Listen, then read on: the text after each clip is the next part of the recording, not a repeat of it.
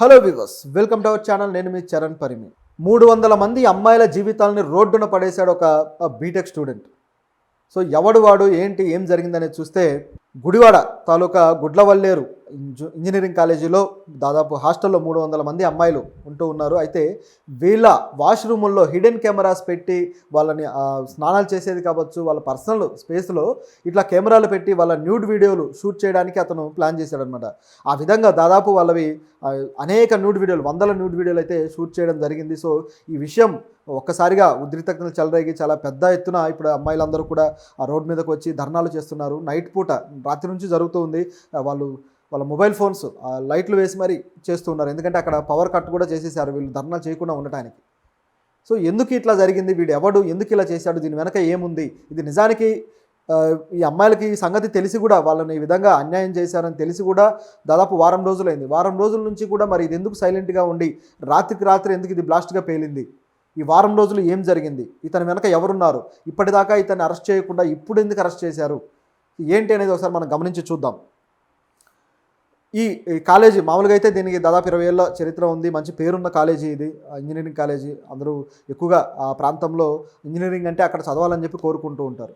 So అటువంటి కాలేజీలో ఇలాంటి దుర్ఘటన జరగడం అనేది చాలా బాధాకరం. ఆ అమ్మాయిల పరిస్థితి అయితే వాళ్ళు మానసికంగా ఎంత కృంగిపోయారు, ఎంత మానసికంగా వేదన పడ్డారు అంటే ఇంకా చెప్పడాలవి కాదు. ఎందుకంటే ఒక్కసారిగా రాత్రికి రాత్రి వీళ్ళు వచ్చేసి ఆ మొత్తం కాలేజీ ప్రాంగణంలో ధర్నా చేస్తూ ఉన్నారనమాట. సో ఇంత ఘోరంగా వీళ్ళు చేయాల్సిన పరిస్థితి ఏర్పడిందంటే వాళ్ళకి ఎటువంటి నష్టం జరిగితే ఇలా చేస్తారనేది ఊహించండి. ఇంకా విజయ్ అనే ఇతను బీటెక్ ఫైనల్ ఇయర్ స్టూడెంట్. వీడు మరి తనకంటూ ఒక ఫ్రెండ్ ఉందన్నమాట హాస్టల్లో. అయితే ఆ ఫ్రెండా లేకపోతే గర్ల్ ఫ్రెండా, ఆ అమ్మాయిని వీడు బెదిరించాడా, ఏదో చేసి మొత్తానికి ఆ అమ్మాయి ద్వారా వీడు ఆ హిడెన్ కెమెరాస్, స్పై కెమెరాస్ అన్నీ కూడా వాళ్ళ వాష్రూమ్లో సెట్ చేయించాడు. సో ఎంత దారుణంగా ఉందంటే మరి ఆ అమ్మాయి ఎందుకు ఆ విధంగా అతనికి లొంగిపోయి ఈ విధంగా చేసింది, సాటి ఆడపిల్లల ఉసురులు పోసుకోవడానికి ఈ అమ్మాయి తెగబడింది అనేది ఇక్కడ అర్థం కాని ప్రశ్న. అంటే రోజు రోజుకి ఉన్నత చదువులు చదువుతూ ఉన్న బీటెక్లు అలాగే పీజీలు చదువుతూ ఉన్నా సరే వీళ్ళ విఘ్నత, వీళ్ళ జ్ఞానం ఏమైపోతుంది, సాటి ఆడపిల్లల జీవితాలని ఇట్లా ఆగం చేయడానికి ఆ అమ్మాయి ఎందుకు అట్లాంటి మనసు వచ్చిందనేది అర్థం కాని ప్రశ్న. నైతికంగా మనుషులు పతనమవుతున్నారు, విద్యార్థులకు విద్యతో పాటు నైతిక విలువలు లేకుండా పోతున్నాయి అనే దానికి ఇదొక ఉదాహరణ. అంటే ఎవరికి చెప్పుకోలేక ఈ వారం రోజుల నుంచి కూడా వీళ్ళు ఈ అమ్మాయిలంతా కూడా మగ్గిపోయారనమాట ఈ సంఘటన తెలిసిన తర్వాత. ఎలాగో మొత్తానికైతే వారం రోజుల క్రితం గుర్తించిన తర్వాత దీన్ని ఆ యాజమాన్యానికి తీసుకువెళ్ళారట. దీని వెనక ఏం జరిగిందనేది చూస్తే ఈ సంఘటనని యాజమాన్యానికి తీసుకువెళ్తే ఆ కాలేజీ యాజమాన్యం పెద్దగా రియాక్ట్ అవ్వలేదు. రియాక్ట్ అవ్వకపోగా మీరు దీన్ని బయటికి తీసుకురావద్దు, మర్యాదగా ఉండండి అని చెప్పేసి వాళ్ళకే తిరిగి వార్నింగులు. సో ఇంత కఠినంగా వ్యవహరించిందంటే ఆ యాజమాన్యాన్ని ఏమనాలి, ముందు వాళ్ళకు శిక్షలు పడాలి. ఎందుకంటే అక్కడ సరైన సెక్యూరిటీ సిస్టమ్ లేకపోవడము, ఆ తనిఖీలు సరిగ్గా లేకపోతేనే ఇలాంటివి జరుగుతాయి. సో ఈ విధంగా వాళ్ళు అన్న తర్వాత కొంతమంది అమ్మాయిలు భయపడి ఆగిపోయారు. అలాగే కొంతమంది అయితే ఇలా వెళ్తూ ఉన్నారు, మళ్ళీ వాళ్ళ నుంచి బెదిరింపులు వస్తూ ఉన్నాయి. ఇంకా అయితే చెప్పాలంటే మీ వీడియోలు కూడా బయటికి రావచ్చు అని చెప్పేసి కూడా కొద్దిగా వార్నింగ్లు అయితే పడ్డాయట. అదే వీడి నుంచి కూడా వార్నింగ్లు పడ్డాయనేది వార్త. సో వీడి అంత ఒక క్రిమినల్ మైండ్ కాకపోతే ఈ విధంగా వచ్చి అడిగిన వాళ్ళని వీడు బెదిరించడం కూడా, చేసిందే ఏదో పని, మళ్ళీ దాంట్లో బెదిరింపులు కూడా.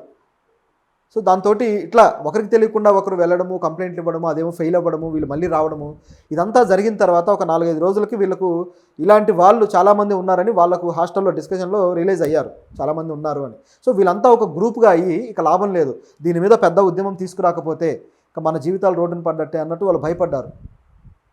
ఎందుకంటే ఇప్పుడు ఆ వీడియోలు ఆల్రెడీ సోషల్ మీడియాలోకి అలాగే బయట సైట్స్లోకి వచ్చేసాయి అనేది ఇప్పుడున్న ఒక ఆందోళనకరమైన అంశం. ఆ వీడియోలు తీసిన వాళ్ళు కొన్ని పోర్న్ సైట్స్లో పెట్టుకొని వాటిని అమ్ముకుంటూ ఉంటారనమాట. ఇది ఒక దందా నడుస్తూ ఉంది. సో ఇలాంటి దందా వీళ్ళని ఉపయోగించుకొని చేయబోతున్నాడు అనేది ఒక ఆందోళన.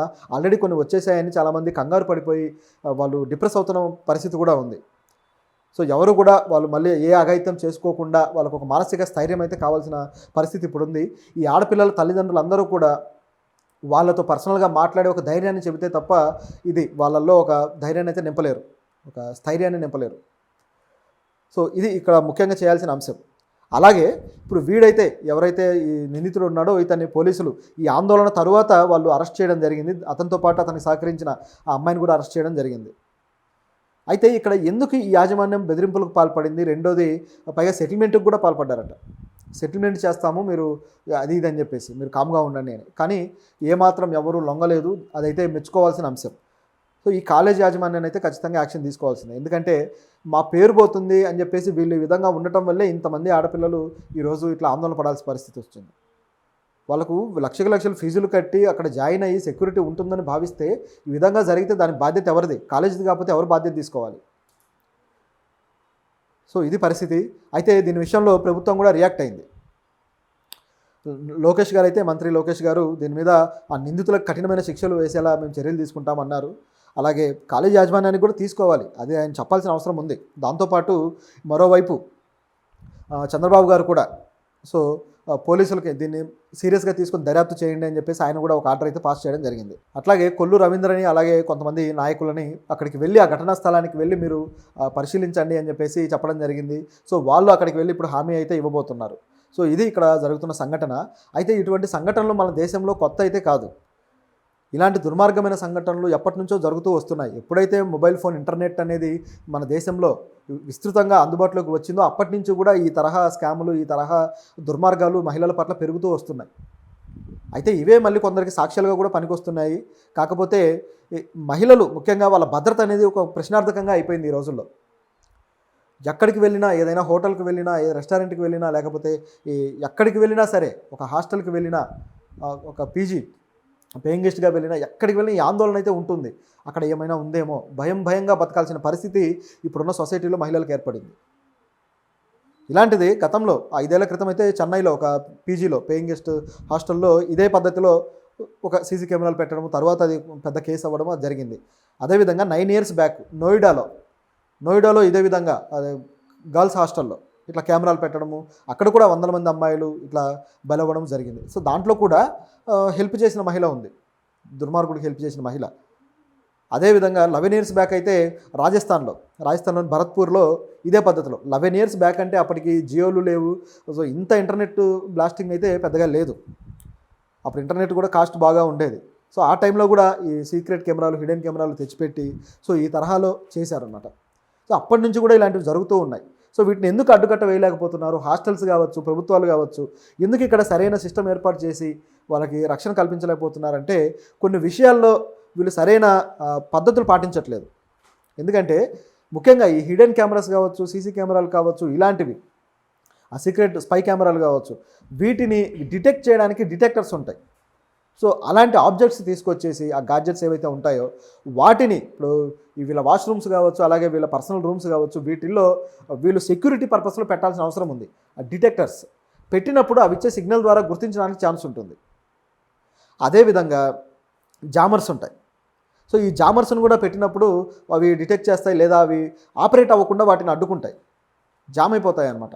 సో ఇలాంటివన్నీ కూడా ఇవి కొద్దిగా కాస్టే కావచ్చు, కానీ ఫీజులు తీసుకుంటున్నారు కదా. పైగా మహిళల రక్షణకు సంబంధించింది. సో ఇది భారంగా ఫీల్ అవ్వకుండా ఇది ఖచ్చితంగా చేయాల్సిన పని. ఇది ఖచ్చితంగా చేయకపోతే చాలా నష్టం జరిగి ఇదిగో ఇలాంటివి మరింత రిపీట్ అయ్యే ఛాన్స్ కూడా ఉంటుంది. సో ప్రతి చోట జామర్స్ కావచ్చు, ఇలాంటివి అందులో భాగంగా ఇప్పుడు కాలేజీలో ఏవైతే ఇన్ఫ్రాస్ట్రక్చర్ ఉంటుందో అందులో భాగంగా వీటిని కూడా చేర్చి అలాంటివి ఏర్పాటు చేయాల్సిన అవసరం అయితే ఖచ్చితంగా ఉంది. ప్రభుత్వం దీని మీద తనిఖీలు చేసి ఇలాంటి చర్యలు తీసుకోవడానికి వాళ్ళకి ఆ నోటీసులు ఇవ్వడం అవసరం. ప్రతిసారి జరిగిన తర్వాత నిందితులను అరెస్ట్ చేయడాలు, తర్వాత వాళ్ళకి ఏదో శిక్ష పడుతుంది, ఇటువైపు అమ్మాయిలు ఇది ఇలా ఉంటారు. కానీ ఇవి పోర్న్ సైట్లలోకి, ఆ సైట్లలోకి వచ్చిన తర్వాత అక్కడ అడ్డు అదుపు లేకుండా వేల సంఖ్యలో అటు ట్రాన్స్ఫర్ అయిపోతూ ఉంటాయి అన్నమాట. మొత్తం కూడా షేర్ అయిపోతూ ఉంటాయి, వేరే ఛానల్స్కి వెళ్ళిపోతూ ఉంటాయి అక్కడ. సో ఇలా జరుగుతూ ఉన్న క్రమంలో ఇక దాన్ని అడ్డుకునేది ఎవరు? శిక్షలు వేశారు, బాగానే ఉంది, కానీ జరిగిన నష్టాన్ని ఎలా పూడ్చాలి? సో ఆ మహిళలకు, ఆ ఆడపిల్లలు ఎవరైతే అన్యాయంగా ఇట్లా బలయ్యారో వీళ్ళకు కలిగే ఆ ట్రోమాని ఎవరు తీర్చాలి? సో ఇది జరగకుండా చూడడం అంటే నివారించడం ఇంపార్టెంట్. సో నివారించడం అనేది ఇక్కడ ప్రభుత్వం చేయాల్సిన కర్తవ్యం. శిక్షలు ఎలాగో వేస్తారు. So prevention is better than cure అంటారు కదా. సో ఆ టైప్లో ఆ నివారణ అనేది ఇంపార్టెంట్. ఈ విషయంలో ప్రభుత్వం చాలా సీరియస్గా ఉండి తను అరెస్ట్ చేయాలి. అదేవిధంగా మిగతా రాష్ట్రంలో ఉన్న కాలేజీలు అన్నింటిలో కూడా దీనికి సంబంధించి ఇలా ఏవైనా జరుగుతూ ఉన్నాయేమో కూడా అన్ని చెకింగ్లు చేయాలి. దీనికోసం ఒక టీంని ఏర్పాటు చేస్తే బాగుంటుంది. అదేవిధంగా ఈ జామర్స్ పెట్టి వాళ్ళని రక్షించాల్సిన అవసరం అయితే ఎంతో కొంత ఉంది. సో దీంట్లో శిక్షలు పడాలని మనం కోరుకుందాం. ఈ ఉద్యమం ఇంకాస్త తీవ్ర రూపం దాల్చినా మంచిదే, ఎందుకంటే ఒక అవేర్నెస్ తీసుకురావడానికి ఇది పనికొస్తుంది.